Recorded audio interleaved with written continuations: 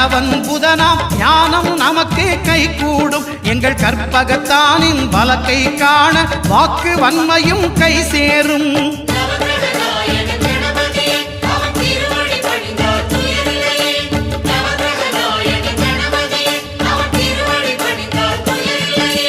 ஒன்பது கோளும் ஒன்றாய் காண அங்கு கற்பகம் என்னும் கடவுளின் மெய்யில்